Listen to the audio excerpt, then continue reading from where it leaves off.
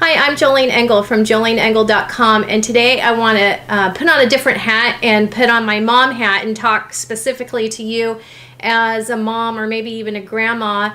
And I want to share with you my Christmas ebook. I wrote it about 3 years ago, and I would have never thought that it would go into all the things that I did with my kids. It would go into book format, but it has, and it's just been a great tool to help me as a mom raise my kids up in Christ. So if you know a little bit about my background, I did not have a Christian heritage, and so I wanted to be able to pass that on to my children when I became a mom, but I didn't really know how. And I was a sick mom. My illnesses came on at the onset of motherhood, and so you bring in motherhood with little babies and toddlers and add Christmas into the mix, and the last thing you get is a mom with a gentle and quiet spirit. You usually get a mom who is overwhelmed or frustrated or anxious, depending on blending her family with her husband's family and all their traditions. And then you're trying to figure out, how do I teach my children about Jesus in the midst of all this? And so that's where I was as a mom. And really, the beauty of what the Lord did in my life through all those years of that illness was it forced me to choose the better part. I refer to my mothering kind of like the Mary and Martha. As a mom, you have to be Martha and have the hands of Martha, I should say. Not the bitter heart like Martha, but the hands of Martha. But when you're exhausted and these little ones are, they just need you 24/7, it's really easy to become just so overwhelmed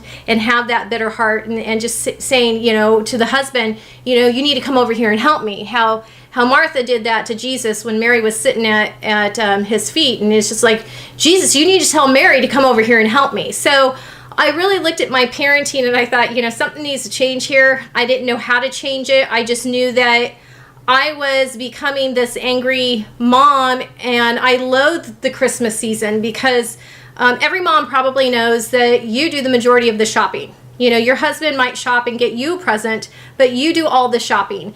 And if you're hosting in your house, then you have even more demands. As a young mom, I didn't do the hosting. I went elsewhere, and we did my husband's family's activities for the most part. And I had to really take a step back because it was not working for me. And I didn't know why, because when my motherhood journey began, I didn't know that I had all these illnesses going on. I just thought that that's what your body goes through when you have a baby, and motherhood's horrible. I mean, that was really my outlook on it. I didn't realize that deep down inside my body was broken. So it was just like, okay, Lord, your word says this, but my reality is this. So how do I bring them together? And what came forth all these years now, my kids are now 12 and 14.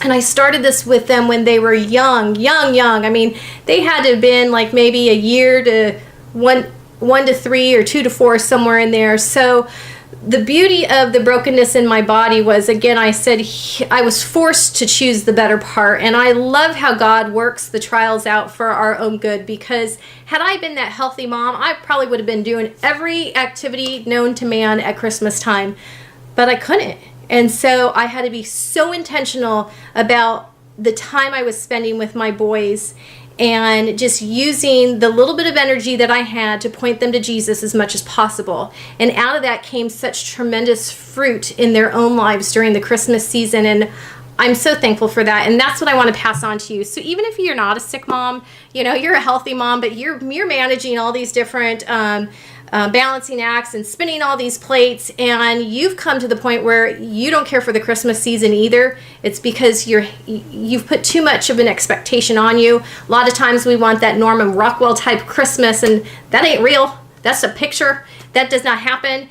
And my heart is to help you as a mama to point your kids to Christ and to truly have that Christ-centered marriage. So here's our fancy little cover to our ebook, How to Have a Christ-Centered Marriage, How to Have a Christ-Centered Christmas for Your Kids. It was formerly titled How to Strengthen Your Child's Faith at Christmas. So this book originally came together for a homeschool group. I put it together for a homeschool group that my husband and I ran several years back. And I kind of wanted to revamp it and repackage it and make it available for all mamas, because what the Lord taught me in the midst of all this is something that I really want to pass down to you, because I know for me, I want my children to have that strong spiritual heritage, not just every day, but at Christmas as well, because Christmas comes every year, and Christmas evokes such strong emotions, and we could bring in such beautiful traditions, and I wanted Christ-centered traditions for my kids. Sure, I had some fun ones in there that I've done over the years just to be that fun mom, but the ones that really mattered are the ones that were teaching them about Jesus, because as they grow up and then leave my home, what's going to matter for them is the foundation of their faith, and how strong their faith is when they go through their trials. They're going to remember, hey, Mom and Dad went through some trials, and I saw how they handled it, and they've brought me up in this Christian home, and when I go through those hard times, I don't want to check out on my God. I want to stand firm in my God. And so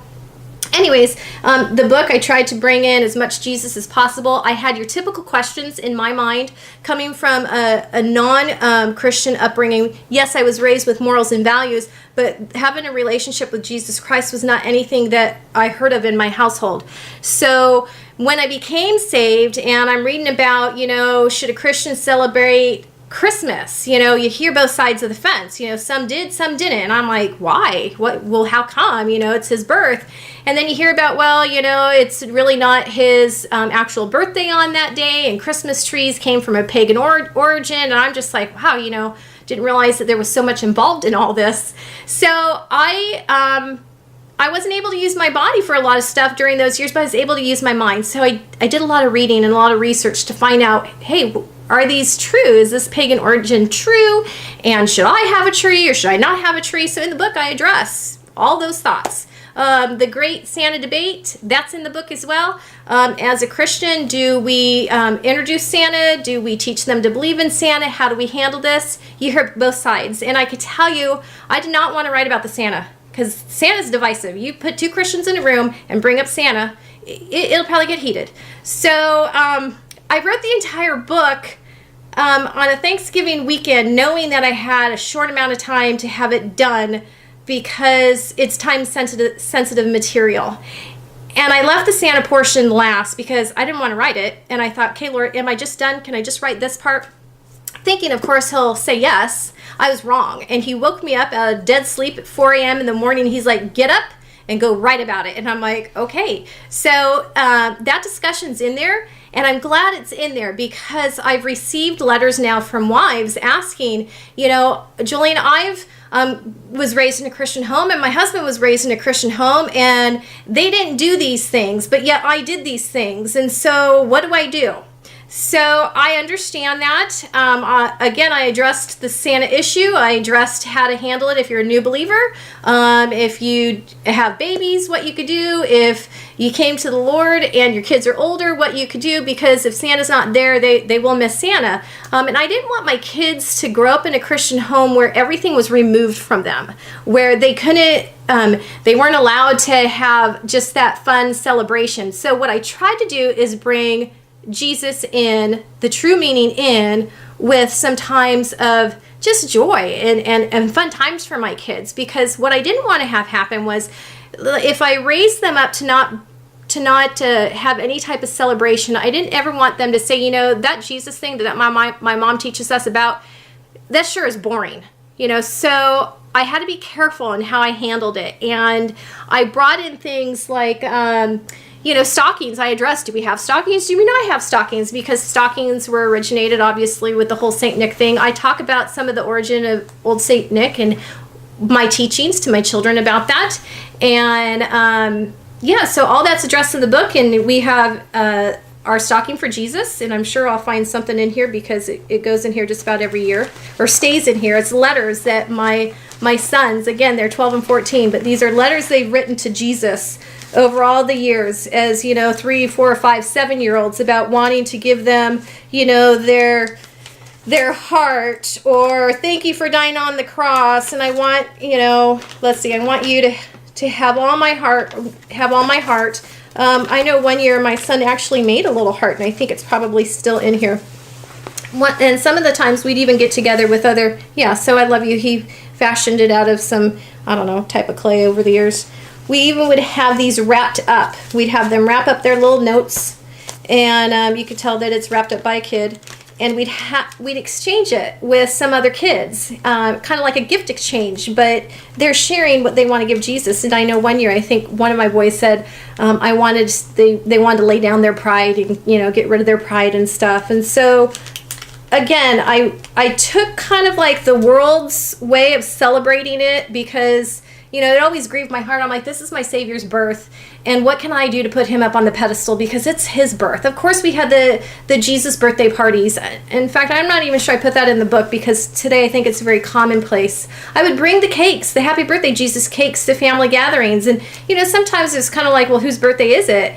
And it's just like, hey, it's our Savior's birth, because it's that constant reminder. When you're raising up those little tykes, 3, 4, 5, 6 years old, it can be a very convoluted message of who's Jesus and who's Santa, and what's real and what's fictional. I talked about it in my own upbringing and what I was exposed to and how I didn't understand, and just what was really hard for me, because again, as a parent, I believe that it's my job to fan the flame, the childlike flame in my child's heart. I talk about Advent. I can remember one year, many years ago, I was hearing Advent all the time. I'm like, what the heck is Advent? And why should I know about it? And would I want to teach this to my child? And so, again, I took the concept, learned that, that's a great thing. It means to come or coming. And I thought, how awesome is that? Because when my kids were really, really tiny, we'd set up the manger in the house. And I've done a lot of different stuff. I've done it to where they've had to move the donkey every day a little bit closer to the manger. So that's in there.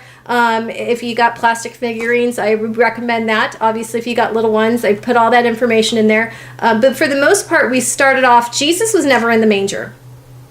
He didn't show up in the manger. Every day I would tell my children, has he come yet? Has Jesus shown up yet? Is he here yet? And they checked, no, he's not there. And then I would teach them to do random acts of kindness, to where when they did, then they got a piece of straw, real straw, that they would put there on the manger place for Jesus so he could lay down, so it would be a soft spot for him.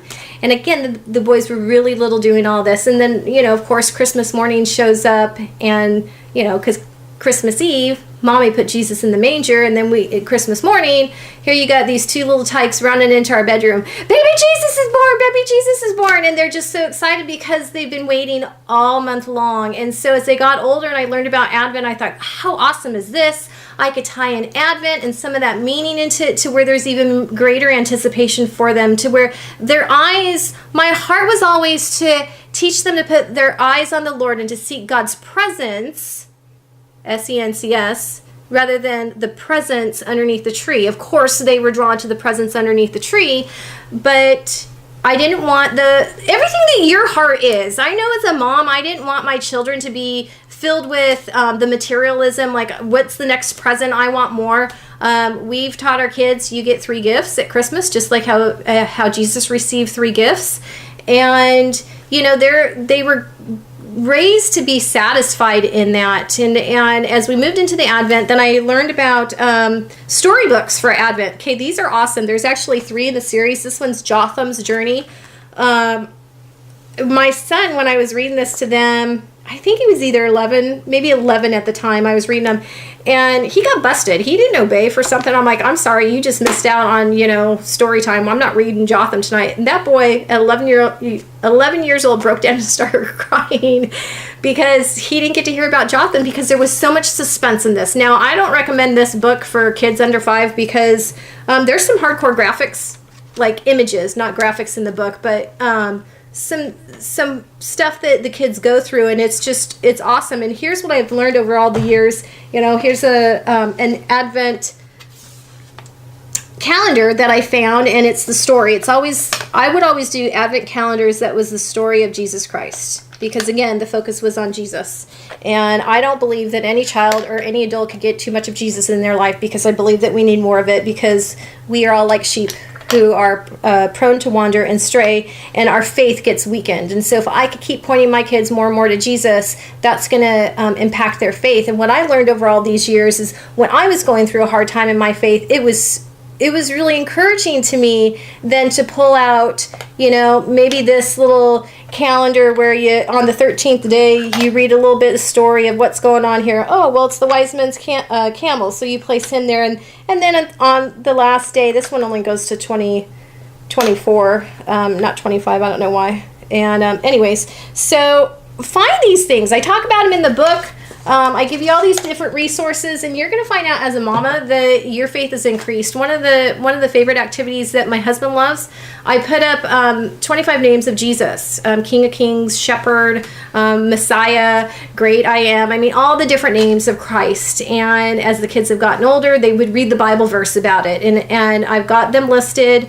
I went to the Dollar Tree, found little stars, wrote them on there, stuck them up on the wall or at the mantelpiece, and I've had that for years. And our Christmas, when we've moved so many times, there is a void if these things aren't here, because it was so common in our household to keep that focus on Christ. And I'm in America, I'm in California, Southern California, and there's always that battle of keeping Christ in Christmas. And my thought was, what happened to our nation that he's been removed? And I think this is a Christian holiday. And so my challenge to you, Mama, is not so much to have that perfect Christmas, but to have it Christ-centered, and to ask, how does your Christmas look different than a non-believer's Christmas? What is it that you're doing differently? I mean, yeah, we have our traditions, and my challenge is make them Christ-centered. There's nothing wrong with baking cookies with your daughter. I mean, those are great memories. I encourage it.